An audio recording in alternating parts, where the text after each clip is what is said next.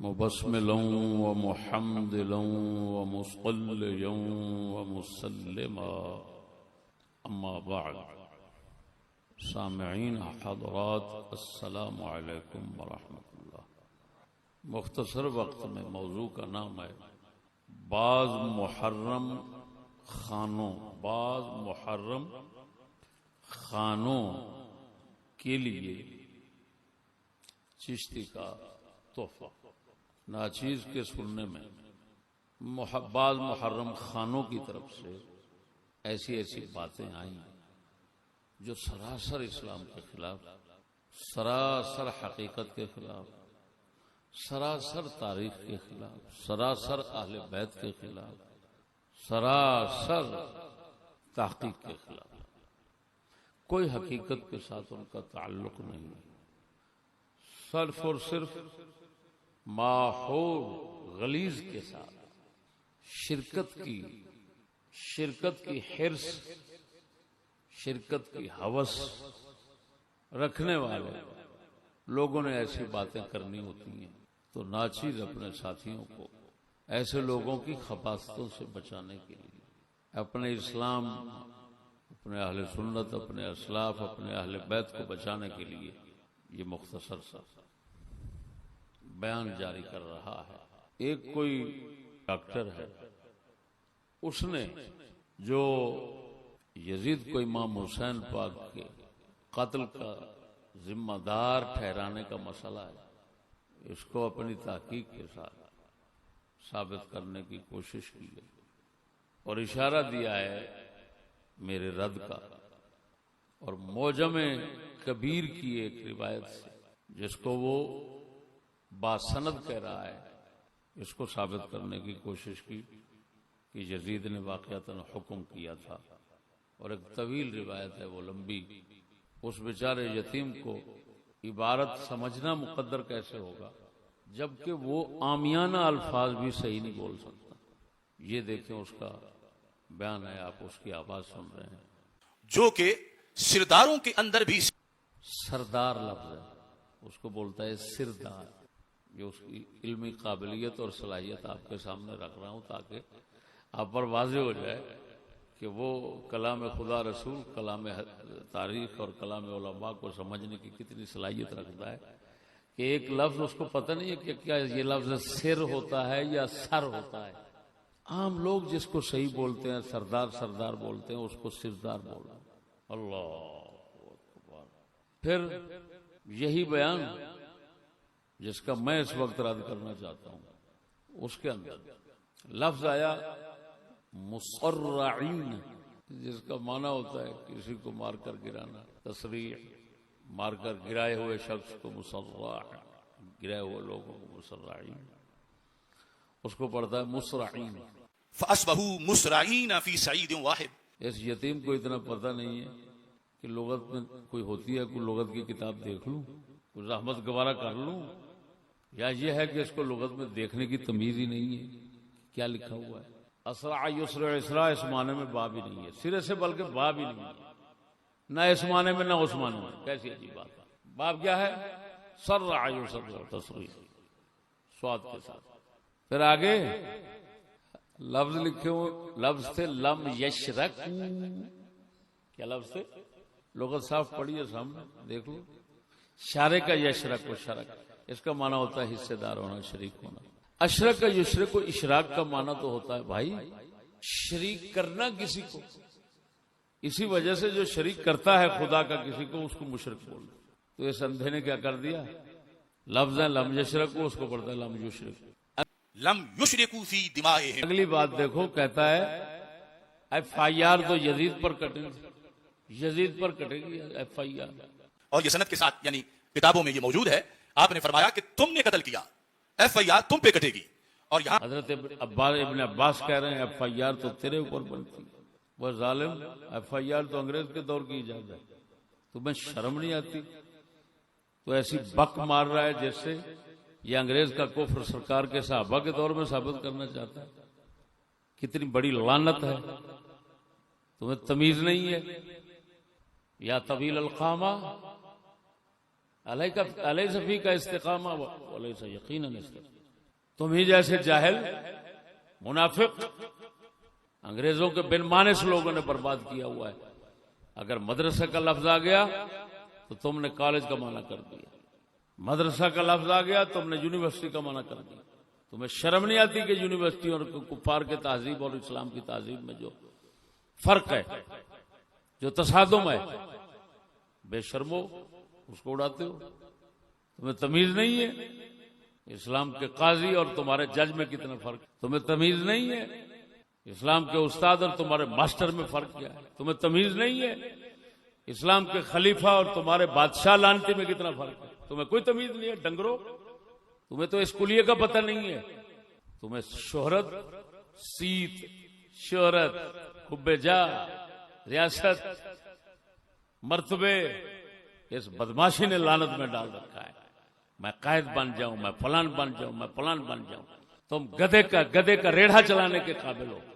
گدے کی جگہ تمہیں ڈالا جائے اور تم سارا دن تمہارے اندر یہ جذبہ ہونا چاہیے کہ میں ریڑھی چلاؤں, اور ہمارے اندر یہ جذبہ ہونا چاہیے, تب ہم مسلمان بن سکتے ہیں. علماء نے تمام صوفیاء کا اس پر علماء کا اتفاق ہے کہ اگر کسی میں حب جا اور علم اور یہ تو وہ خدا کی بارگاہ سے مردود ہوتا.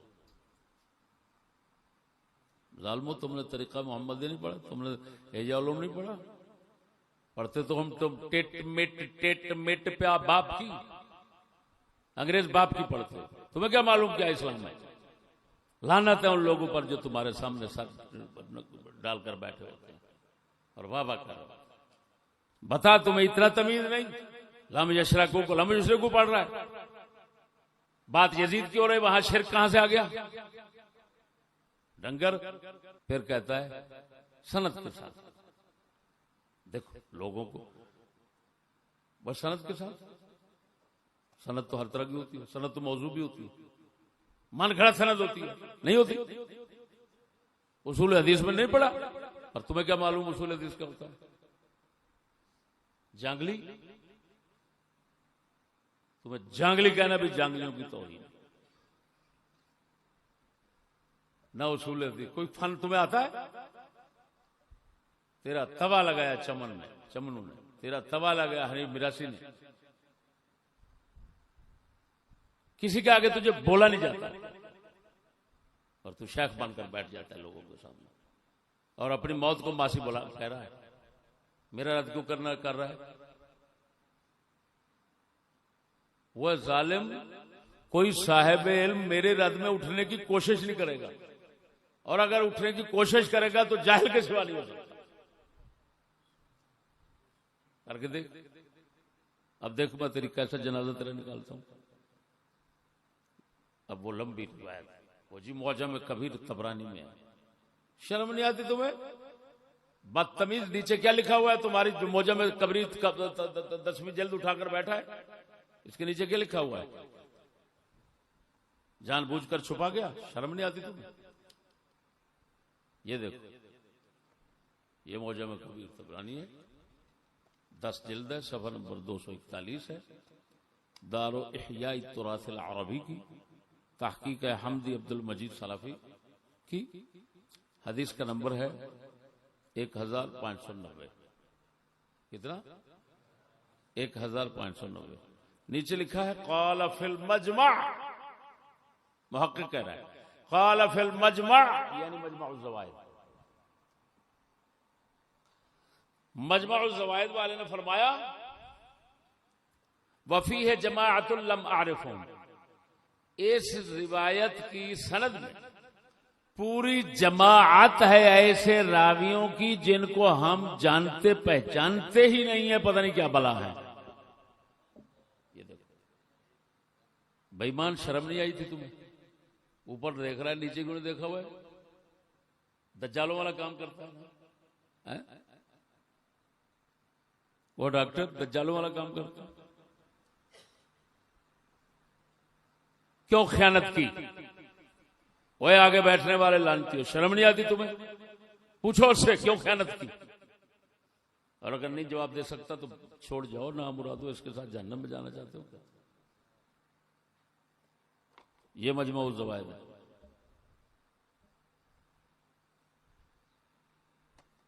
یہ حسین سلیم اسد دارانی والا نسخہ ہے، 15 جلد ہے۔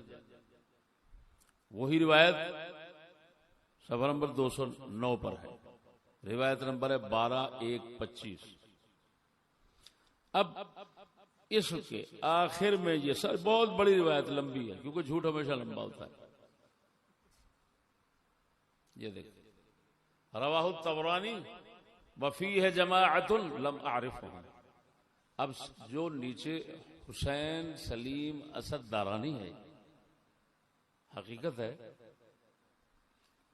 وہ حکم لگانے میں، حدیث کی تحقیق میں حکم لگانے میں بہت مصیب بنتا ہے، بہت منصف بنتا ہے۔ اس نے کیا کیا؟ اس نے کہا وَهَذَا إِسْنَادٌ مُسَلْسَلٌ بِالْمَجَاهِيلِ۔ کیا؟ هَذَا إِسْنَادٌ مُسَلْسَلٌ بِالْمَجَاهِيلِ، کہ یہ ایسی عجیب سند ہے کہ تسلسل کے ساتھ مجہول نامعلوم راوی آ رہے ہیں، اور یہ وہ سند ہے جو ڈاکٹر کے نزدیک سند ہے۔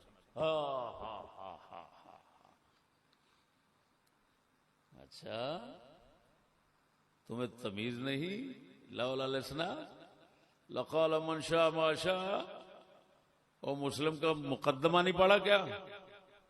اسلاف کی کلام اس پر نہیں دیکھی کہ سند کی ضرورت پہ کیا زور دیتے ہیں؟ وہ تو یہاں تک لکھتے ہیں کہ اسلام اور دوسرے دینوں کا فرق یہی ہے کہ وہ سند کے بغیر ہیں، یہ سند کے ساتھ ہوتا ہے۔ وہ محفوظ نہیں، تحریف شدہ ہو گئے، اور یہ محفوظ رہا صرف اس وجہ سے کہ اس کے اندر ہر بات کی سند ہوتی ہے۔ جب سند ہوتی ہے تو خود مسلمان دیکھ لیتے ہیں اور پھر فیصلہ کر لیتے ہیں یہ بات صحیح ہے یا غلط ہے۔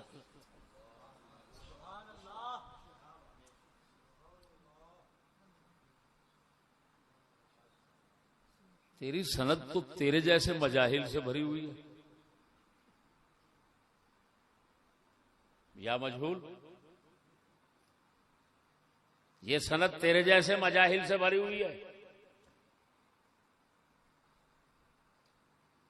تیرا کوئی حال معلوم نہیں، تو کیا پڑھا ہے، کیسے پڑھا ہے، کون سا فن آتا ہے۔ ہم نے تو یہی سنا، جس فن پہ کلام کرتے ہو ایسے لگتا ہے جیسے جاہل بول رہے ہیں۔ اگر اپنا رخ بزرگ فرماتے ہیں، اگر عیب نظر نہیں آتا، اپنا طریقہ محمدیہ میں لکھا ہے، تو کم از کم فرمایا دشمنوں کے کلام تیرے بارے جو ہے اس پر نظر ڈال، کیونکہ دشمن ہمیشہ عیب دیکھتے ہیں اور ڈھونڈتے ہیں۔ لہذا اگر تجھے تیرے عیب کا پتہ نہیں تو دشمن کے کلام کو سن، تاکہ تجھے تیرا عیب معلوم ہو جائے۔ وہ تو اپنے دشمنوں کا کلام سن لے، کبھی چمنوں کا، کبھی حنیف میراثی کا، وہ کسی کا سن لے یار۔ کیسی کیسی عجیب غلطیاں نکالتے ہیں۔ ایک بچہ بھی سنتا ہے تو وہ کہتا ہے یار صحیح کہہ رہے ہیں، یہ تو باقی ایسے کی۔ تو چلو تجھے تیرا علم کا جو عیب ہے، جو تیرے اندر جہالت ہے، وہ تجھے معلوم ہو جائے۔ خدا کا خوف کر، کم از کم ایسا کر لے۔ وہ یہ تیرا کمال ہوگا اگر تو اپنے عیبوں پر معلوم مطلع ہو جائے۔ یہ تیرا کمال ہوگا، یہ تیری خوش نصیبی ہوگی، یہ تیرا قائد بننا اور لوگوں کا تیرے نعرے مغار، یہی تیری تباہی کے لیے کافی ہے۔ جائے احیاء شریف پڑھ امام غزالی کی، اگر نہ کافی ہو تو پھر کہنا۔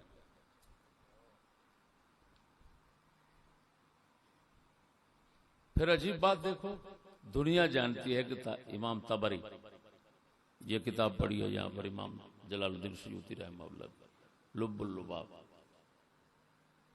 اللباب ابن جزری، الانصاب اس سے پہلے امام سمعانی کی، سب کے اندر یہ لکھا ہوا ہے طبری بفتحتین۔ طبرستان افغانستان میں علاقہ تھا۔ کہاں تھا؟ افغانستان میں۔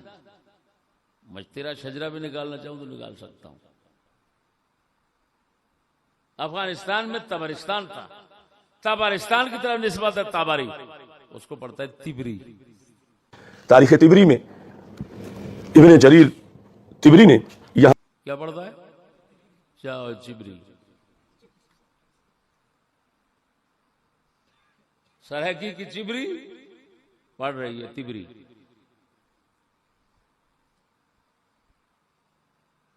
یہ حال ہے. ایسے علماء ہوتے ہیں. اور میں نے سنا ہے کہ کہتا ہے میں نے اتنا روٹی نہیں کھائی جتنا کتابیں پڑھی ہیں. اللہ اکبر اللہ اکبر. یہ صحیح کہتا ہے. ایسا ہوگا. یہ روٹی جو لاتا ہوگا نا تو کاغذوں میں روٹی کھا لی, پیچھے کاغذ بچا وہ پڑھ لیتا ہوگا. اور بعض اوقات یہ ہوتا ہوگا کہ اگر یہ روٹیاں 2-3 لاتا ہوتا تو بعض اوقات روٹی بیچنے والے ایسا کر دیتے ہیں کہ 5-7 کاغذ دے دیتے ہیں, 7 گرم روٹی ہے, چلو ہاتھ نہ جل جائے. تو ظاہر بات ہے اب روٹی کم ہو گئی, کاغذ زیادہ ہو گئے. سمجھ نہیں آتا. یہ دل مانتا ہے, حقیقت ہے. اور یہ فضیلت اور خصوصیت ایسے ہی لوگوں کو ملتی. اگر کہے واقعتاً کتابیں پڑھنا, ہو اس نے دیکھی نہیں ہے پڑھنا کہا, اس کو تو کتابوں کا نام ہی صحیح نہیں آتے. تبری کو تبری پڑھ رہا ہے, اس نے تبری پڑھی ہوگی.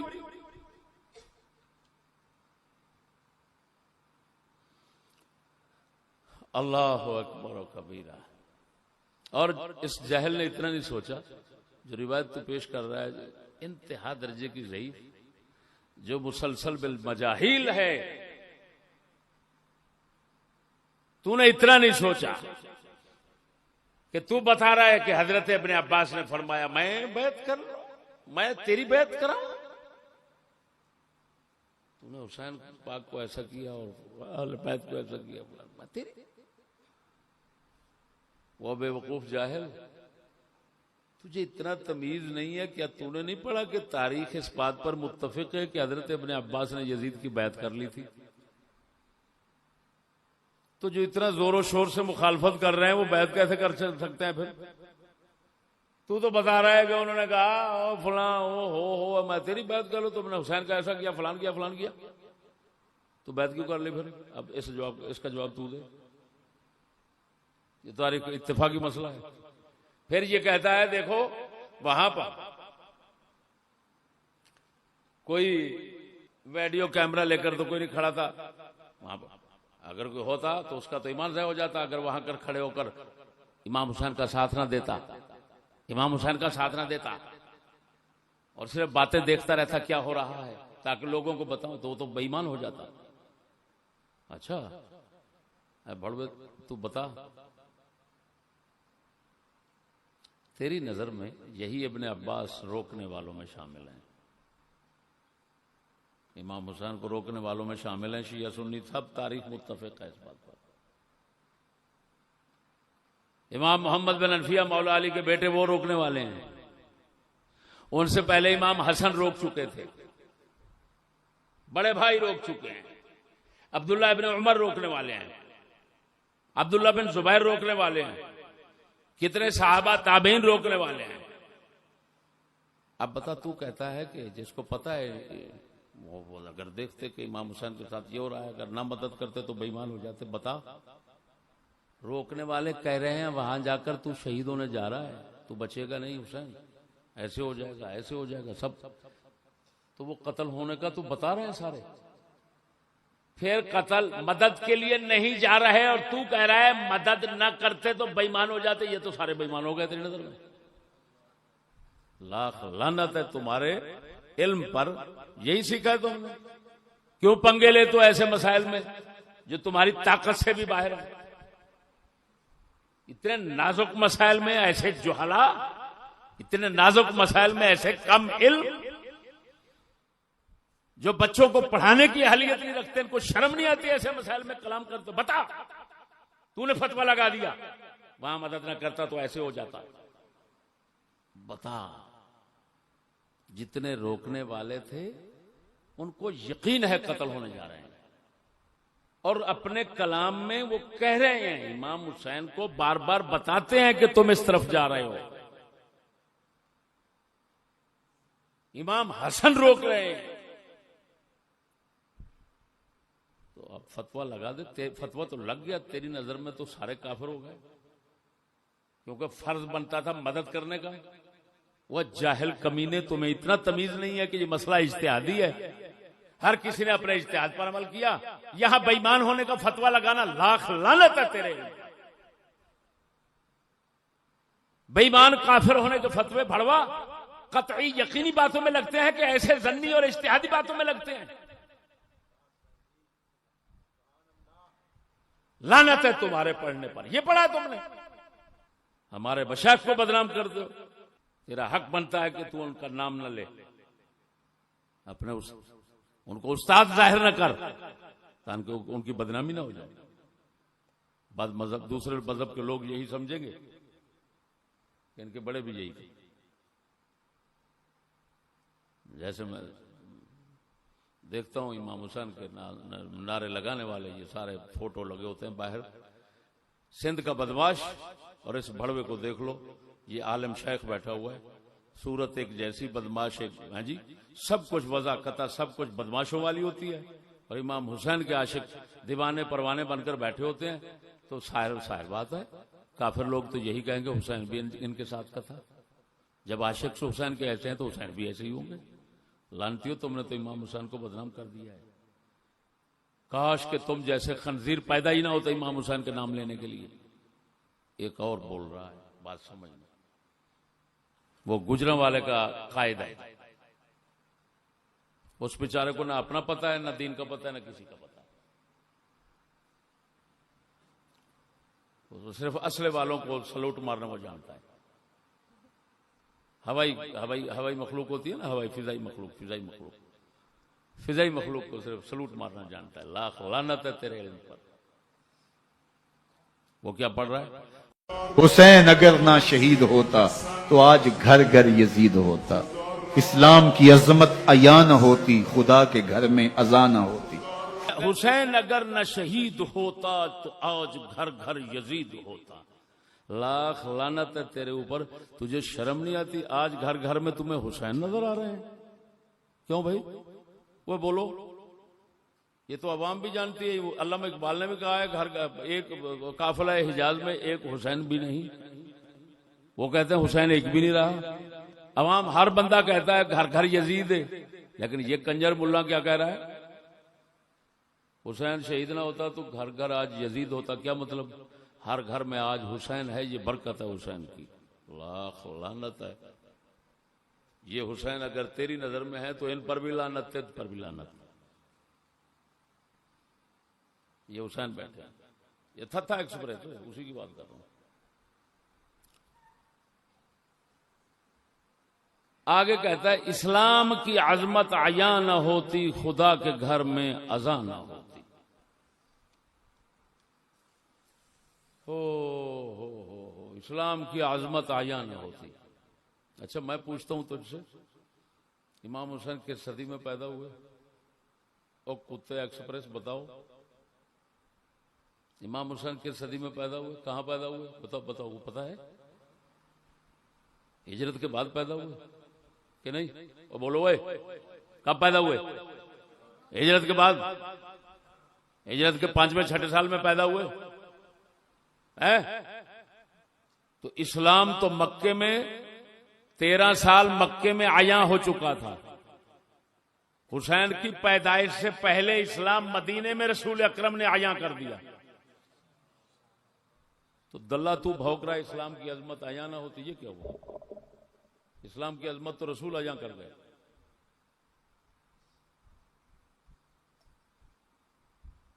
پھر دوسری بات،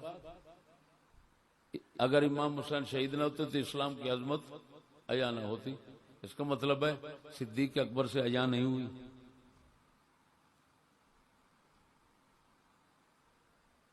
عمر شہید ہوئے عیاں نہیں ہوئی. عثمان شہید ہوئے عیاں نہیں ہوئی. علی شہید ہوئے عیاں نہیں ہوئی. حسن شہید ہوئے عیاں نہیں ہوئی. حسین شہید ہوئے تو عیاں ہو گئی. کتے بتا تو صحیح. تو اور رافضیوں کا عقیدہ کس کو کہتے ہیں؟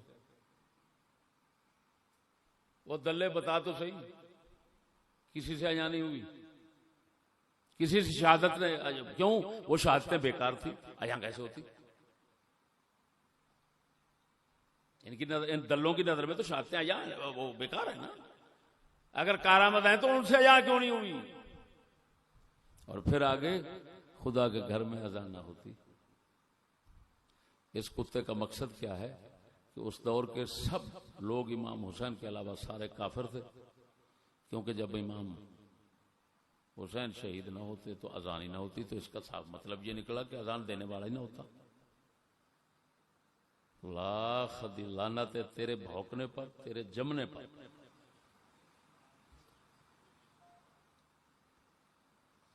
یہی تم نے سیکھا، یہی اسلام دے رہے ہو. لعنت ہے تمہارے اوپر، یہی دے رہے ہو. بے شرمو بغیر تو اتنا ظلم کر رہے ہو اسلام کے ساتھ.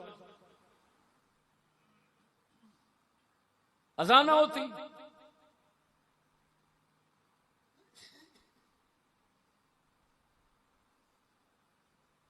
کتے حسین پاک کو اذان سکھانے والے، حسین پاک کو اسلام سکھانے والے حسین سے پہلے موجود. او کتے شرم کرو. حسین نے کہا ایسا تو مجھے ایسے بیان کرو کہ نہ میرے پیچھے چھوڑو کچھ، نہ میرے آگے چھوڑو کچھ، نہ قرآن چھوڑو نہ اسلام چھوڑو، کچھ کیوں نہ چھوڑو، بس مجھے پکڑو. اور وہ بھی میرے نام کو، میرے کام کو نہیں پکڑنا.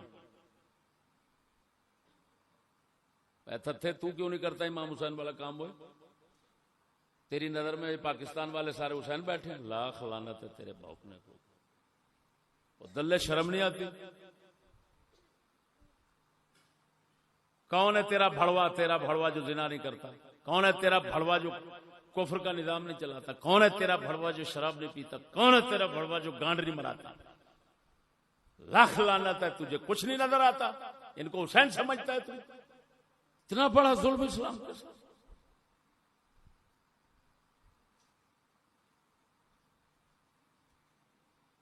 پھر عجیب بات سن،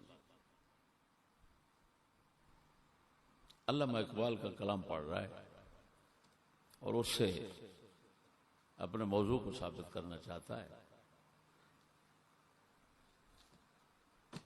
اس کو اتنا تمیز نہیں ہے کہ لکل فن رجال، ہر فن کے مرد ہوتے ہیں. علامہ اقبال مغربیت شناس ہیں، اس کے وہ مرد ہیں.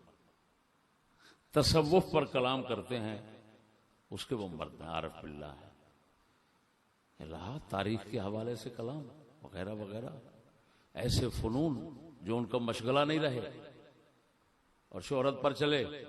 بات سمجھنا، اس میں علامہ اقبال کو پیش کرنا ایک بات ہی سراسر غلط ہے. وہ چاہے کوئی بھی کرے، وہ مردود تمہیں پتہ نہیں ہے. ما من احد الا وقد جغلت، یہ قاعدہ کلیہ تمام علماء کے پاس متفق، تمام علماء کے پاس متفق ہے یہ کلیہ کہ کسی ہر بندہ اس سے کوئی نہ کوئی غلطی ضرور ہو جاتی. امام مالک فرماتے ہیں ہر کسی کے کلام کو کچھ حصہ چھوڑنا پڑتا ہے، کچھ حصہ لینا پڑتا ہے. دربار رسالت کی طرف اشارہ کر کے فرماتے ہیں سوائے ان کے.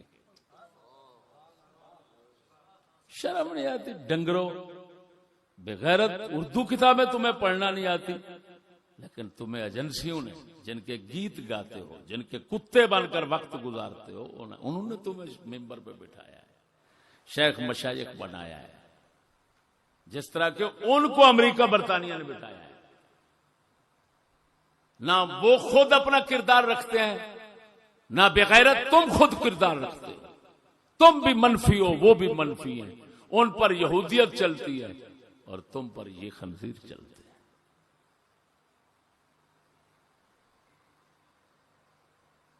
اب اقبال رحمہ اللہ انہوں نے درمانہ حریت اسلامیہ و سر حادثہ کربلا، یہاں پر اقبال رحمہ اللہ فرما رہے ہیں، بہت کچھ انہوں نے لکھا ہے.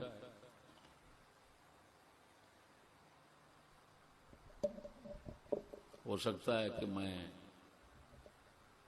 کئی چیزیں اقبال کی لفظ بلفظ ان کا رد کروں، لیکن وہ کسی اور موقع پر. اس وقت یہ مقصود ہے. اس وجہ سے اقبال فرماتے ہیں مدعای سلطنت بودے اگر خود نہ کر دے باچنی ساما سفر. کہ امام حسین کا مقصد حکومت نہیں تھا. اگر حکومت ہوتا تو یہ تھوڑے سامان کے ساتھ وہاں نہ جاتے, تشریف نہ لے جاتے. پھر تو قافلہ اور بہت بڑا سامان ہوتا جنگ کے لیے.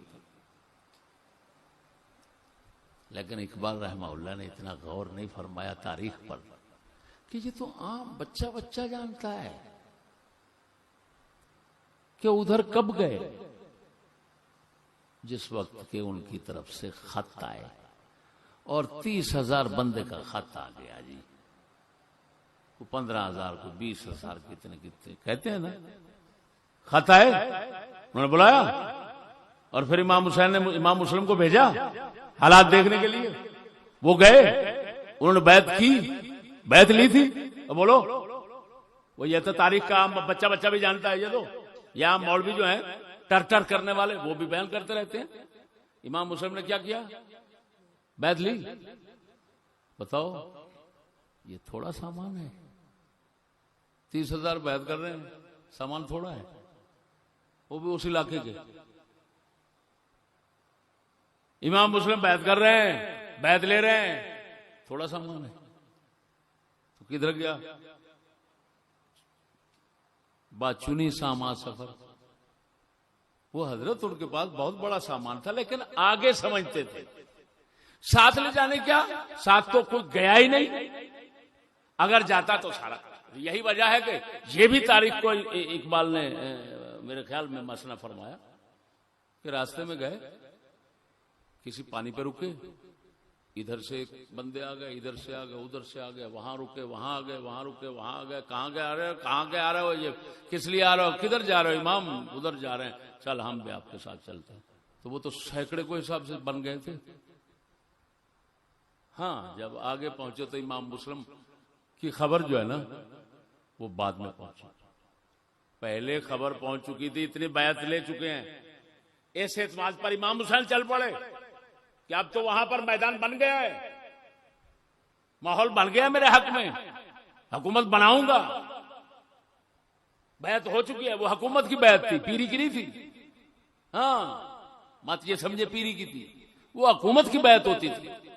حکومت کی بیعت کرنے کے لیے آپ نے بھیجا تھا.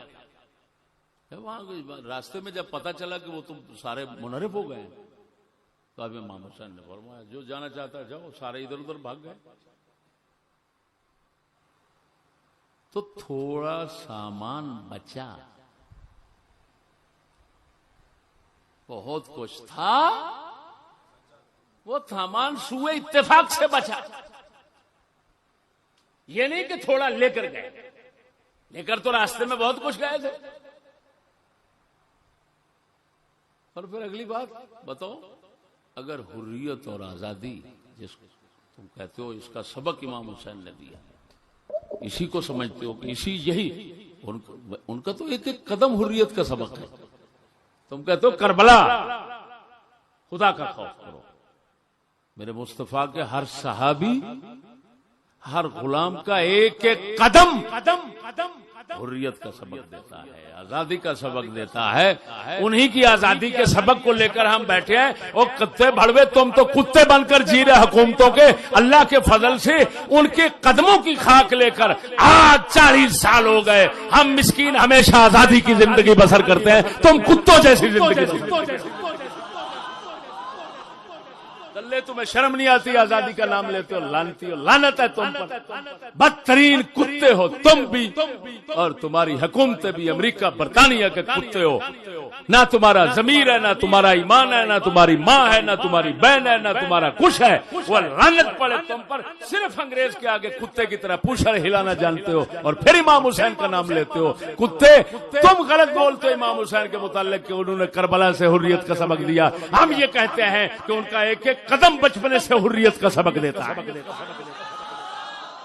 اور حقیقت ہے یہ کتے بدماش, یہ اس کو کہتے ہیں حقیقت. اور اگر تم کہتے ہو حریت کا سبق دے گئے، غلامی کاٹ کر پھینک گئے، فلان کر گئے. جس طرح تم کہتے ہو مجھے دو باتوں کا جواب دو، دو باتوں کا جواب دو مجھے. سنی شیعہ اس بات پر متفق ہے امام حسین نے بیعت یزید کا اقرار کیا. نمبر ایک بات سمجھنا، کیا کیا؟ تو حق بچانے کے لیے گیا. اب حق کدھر گیا؟ جب بیعت کا اقرار کر لیا تو اب کدھر گیا؟ نمبر دو، کیسا حق کا پیغام دیا اور کیسا حریت اور آزادی کا پیغام دیا کہ سب سے پہلے امام زین العابدین نے اس کو بلایا. امام زین العابدین نے یزید کی بیعت کیوں کی؟ شیعہ سنی متفق ہیں. بعد والے جتنا بھی اہل بیت میں ہوئے ان میں سے اکثر، خصوصاً شیعوں کے بڑے، جو شیعہ جن کو بڑا سمجھتے ہیں، معاذ اللہ بڑے کا بیٹا، جو شیعہ جن کو بڑا سمجھتے ہیں، یہ 12 امام ہیں. وہ تو سارے کے سارے لڑنا ہی حاکموں کے ساتھ ناجائز سمجھتے تھے. تو اگر امام حسین نے یہ سبق دیا تھا، جس طرح تم کہتے ہو یزید فرعون تھا وقت کا، اس کے خلاف امام اٹھے تو یہ موسیٰ بن گئے اور لہذا سبق پڑھا گئے، ہمیشہ ایسے رہنا. اچھا ایسے رہنا ہے تو بتاؤ امام زین العابدین کو یہ سبق کیوں یاد نہ رہا؟ شرم نہیں تھی؟ کتے سب سے پہلے گھر والا بلا رہا ہے، عجیب سبق ہے. اس سے بڑی ناکامی کیا ہوگی؟ اس سے بڑی بربادی کیا ہوگی کہ گھر ہی بلا رہا ہے پہلے سبق. امام زین العابدین ہیں، امام ان کے بیٹے ہیں، امام باقر ان کے بیٹے ہیں، امام جعفر صادق ان کے بیٹے در بیٹے بیٹے 12 کے 12 کا مذہب ہے. شیعہ کتابوں سے بھی بیان کر چکا ہوں، سنی کتابوں سے بھی بیان کر چکا ہوں کہ لڑنا بادشاہوں کے خلاف حرام. بڑی بات کہانی امام حسن بصری کون ہے؟ برائے سے میں پوچھتا ہوں، بتاؤ حسن بصری کون ہے؟ تمہارے چشتی، قادری، سہروردی تین سلسلوں کے بڑے وہ مولا علی کے خلیفے بتائے جاتے ہیں. بولو کن کے؟ جو مولا علی کے خلیفے بتائے جاتے ہیں وہ حجاج بن یوسف جیسے، کہو فرعون، کہو فلاں، وہ ظالم تھا، بدترین ظالم تھا، تاریخ کہتی ہے. اس جیسا ظالم مسلمانوں میں پیدا نہیں ہوا. حضرت سیدنا عمر بن عبدالعزیز فرماتے ہیں قیامت کے روز دوسری قومیں، دوسرے امت کے لوگ اپنے اپنے ظالم لائیں اور ہم صرف حجاج بن یوسف کو پیش کریں تو ہمارا ظالم جو ہے ان سے بھاری ہوگا. ذہبی جیسے کو لکھنا پڑا سیر الاعلام میں کہ یزید سے بڑھ کر بدتر بعد میں ہوئے، لیکن یزید اس وجہ سے بدنام ہو گیا کیونکہ پاک دور میں تھا، تو سفید چادر پہ داغ لگے تو جلدی نظر آتا ہے، تو بدنام ہو گیا. حجاج بن یوسف جیسی بلا ہو جس سے بات کرنا جرم ہوتا تھا، بات کی اور قتل کر دیا. جس کے ظالم ہونے کی خبر مولا علی نے دے دی، حضرت عمر نے دے دی پہلے ہی.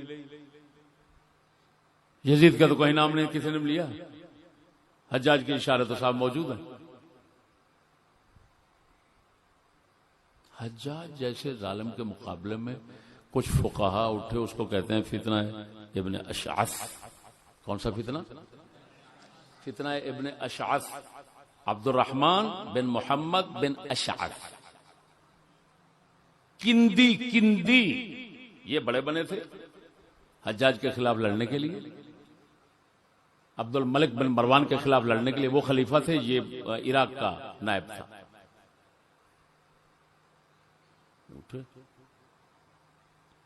عامر شعبی جیسے، اللہ اکبر، اتنا بڑے تابعی فقیہ، وہ بھی اٹھتے ہیں. بڑے بڑے فقہاء اٹھے. حسن بصری کو بلایا، طبقات ابن سعد میں ان کی تمام روایات، ان کے جوابات پڑھیں.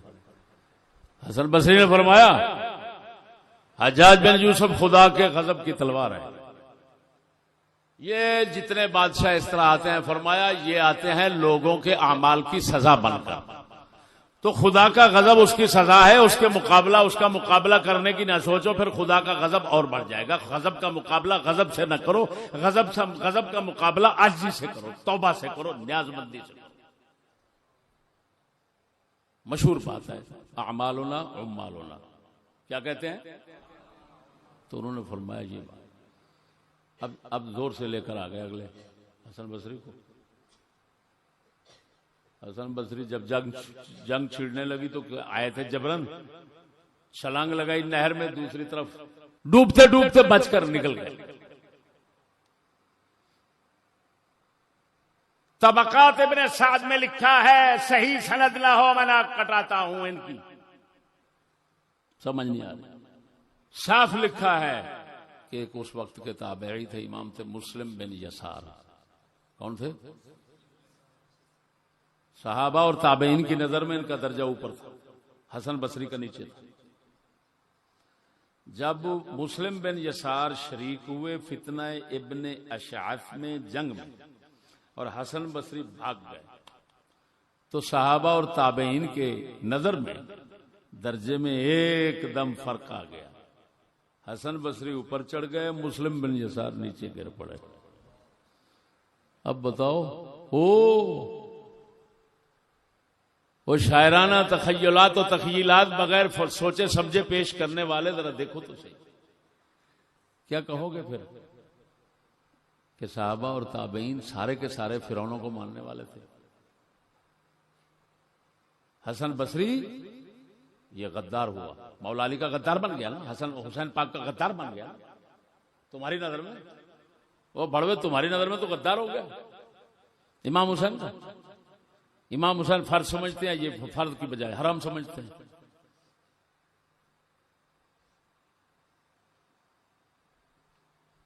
حریت اور آزادی کا سبق اتنا جلدی بھلا دیا ہے حسن بصری نے۔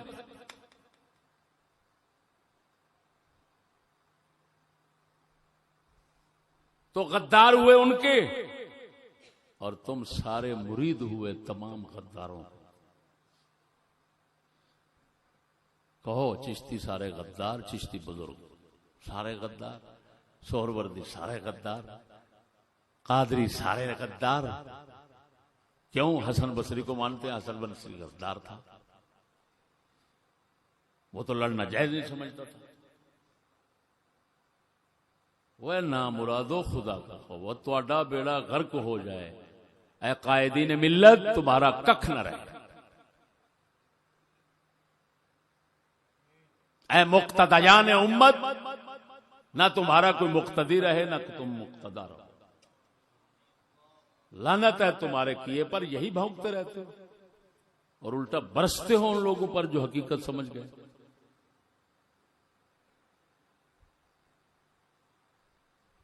اے ڈاکٹر، تو نے محدث ابن صلاح کو پڑھا؟ کس کو مخاطب کر رہا ہے؟ محدث ابن صلاح کو پڑھا؟ تمہیں پتہ ہے ابن صلاح کون ہے؟ ابن صلاح دمشق میں ایمان سے کہتا ہوں آج بھی دمشق میں گھومنے والا کتا اس سے زیادہ سمجھ رکھتا ہوگا۔ ڈاکٹر شرم کر۔ اور ابن صلاح لکھ رہے ہیں کہ ہم یہ بات پوری تحقیق کے ساتھ کہتے ہیں کہ یزید ذمہ دار نہیں تھا، اس نے قتل کر نہیں کہا تھا۔ یہ عبید اللہ بن زیاد کا کام ہے۔ فتاوی ابن صلاح یہ وہی ہے جس کو کرگس کھانے والے صاحب کیا پڑھتے ہیں؟ ابن صلاح۔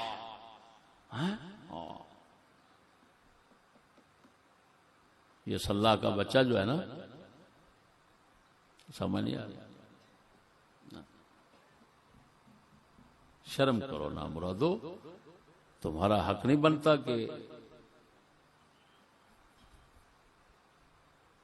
دیکھو میں نے کتنا فتوے جمع کیے ہیں کہ کربلا کے قصے کو چھیڑنا ہی جائز نہیں ہے۔ میں نے کن کو اللہ کرو. چاروں فقہ کے فتوے جمع کیے میں نے, چاروں فقہ کے. حنفی متفق ہیں, شافعی متفق ہیں, مالکی متفق ہیں, حنبلی متفق ہیں. کربلا کے قصے کو چھیڑنا جائز نہیں. بتاؤ, اور یہ کیوں فرض سمجھتے ہیں؟ وہ دین بچانا چاہتے تھے, اور یہ حضرت بغیرت ایکسپریس پیٹ بچانا چاہتے ہیں.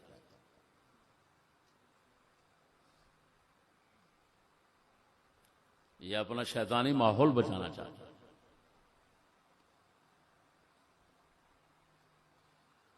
پھر اس نے کہا, یہ علامہ نے بھی لکھا ہے, باہر حق در خاک کو خون غلطی داست پس بنا لا الہ گردی داست. وہ تیرا بیڑا گرک. کوئی بات کسی بزرگ سے ہو جاتی ہے, وہ نامراد حقیقت کو مانا جاتا ہے, جھوٹ اور غلط بات کو نہیں مانا جاتا. یہ ایک اصول ہے. بڑوا مثلا سیر الاولیاء, یہ ہماری بہت بڑی صوفیہ چشتیہ کی کتاب ہے. بابا فرید کے خلیفہ ہیں حضرت امیر خرد رضی اللہ تعالیٰ عنہ. اب انہوں نے لکھ دیا کہ عبد الرحمن بن ملجم جو تھا نا, یہ حضرت معاویہ کی طرف ہو کر اس نے قتل کر دیا مولا علی. لا حول ولا قوت الا باللہ. میں نے جب پڑھا وہ میں نے کہا یہ کیا لکھ رہا ہے. پھر مجھے وہی بات آئی, لکل فن رجال, ہر فن کے مرد ہوتے ہیں. امیر خرد تصوف کی باتوں میں تو مانے جا سکتے ہیں, تاریخ میں کیوں مانے بھائی؟ ان کو تاریخ کا پتہ ہوتا یہ بات لکھتے ہیں. وہ 3 خارجی جمع ہوئے, تاریخ متفق ہے اس بات پر. 3 خارجی جمع ہوئے, عبد الرحمن بن ملجم اور 2 اور, آپس میں مشورہ کیا کہ کیونکہ یہ جنہوں نے صفین میں آپس میں بیٹھ کر صلح کی ہے, حکم بنایا ہے, ثالث بنایا, یہ سارے کافر مشرک ہو گئے. جب کافر مشرک ہو گئے تو تینوں نے فیصلہ کیا. عبد الرحمن بن ملجم نے کہا کہ میں علی کو قتل کروں گا, دوسرے نے کہا میں قتل کروں گا حضرت معاویہ کا نام لے کر ان کو, اور تیسرے نے کہا میں عمرو بن عاص کو. طے ہوا کہ صبح کی نماز کے وقت حملہ کریں گے تینوں. مولا علی پر حملہ کیا تو زخمی بہت ہو گئے, بعد میں شہید ہو گئے. حضرت معاویہ پر حملہ کیا تو ان کی رگ کٹ گئی جس سے نسل پیدا ہوتی ہے, اس کے بعد ان کی نسل پیدا نہیں ہوئی. عمرو بن عاص کو قتل کرنے والا وہاں پہنچا تو اتفاق سے حضرت عمرو بن عاص جو ہے وہ کسی بیماری کی وجہ سے مسجد میں نہ آ سکے, ان کی جگہ نماز پڑھانے والا کوئی اور آیا. اس لعین جو تھا وہ خبیث خارجی, اس نے ان کو شہید کر دیا. بتاؤ, تینوں شہید, تینوں پر حملہ کر رہے ہیں مشاورت باہمی کے ساتھ. تو عبد الرحمن بن ملجم کو ملا دیا کن کے ساتھ؟ حضرت معاویہ کے ساتھ, اور ان کی طرف سے آ رہا ہے حضرت. اللہ اکبر. فدو نہ بنو, ہم تو فدو نہیں ہے, سیدھی سادی بات ہے. ہم نے تو اعلیٰ حضرت کو کسی کو بھی دیکھا انہوں نے یہی طریقہ رکھا. ابن حمام کو کہتے ہیں محقق علی الاطلاق, پھر کہتے ہیں یہاں غلط ہو گئے, یہاں غلط ہو گئے, یہاں غلط ہو گئے. علامہ شامی کو کیا کچھ کہتے ہیں خاتمۃ المحققین اور فلاں, پھر کہتے ہیں انہوں نے یہ کہا انا اقول انا اقول انا اقول, میں یہ کہتا ہوں میں یہ کہتا ہوں میں یہ کہتا ہوں. کیوں کہتے ہو بھائی؟ بس جس کو امام کہہ دیا ختم, آگے بولتے ہو. یہ فدو کا کام ہوتا ہے. کس کا؟ فدو کا کام ہوتا ہے, جس کو بولتے ہیں عربی میں بلید الطبع. کیا بولتے ہیں؟ ہاں, ماٹھا مغفل, تمیز نہیں رکھتا, شعور نہیں رکھتا, بس جو لکھا ہوا ہے اٹھا کر پھینک دیا. چل میں نے حوالہ دیکھا ہے, لعنت ہے تم پر, تمہارے پڑھنے پر اگر تم تمیز نہیں کر سکتے. کتے, پہلے کسی شیخ کے ساتھ بیٹھو, میں تو تمہیں بٹھانے کے لیے گوارا ہی نہیں کر سکتا, سکولی طبقے کو میں بٹھاتا ہی نہیں اپنے پاس. تو کم از کم ایسے بندے تو تلاش کرو جو تمیز رکھتے ہیں, صحیح سقیم نہیں, صحیح غلط نہیں. تو وہ بنا لا الہ لا حول ولا قوت, بنا الہ الہ رسول اکرم ہے. کسی دور کا بانی کوئی نہیں ہے کلمے کا.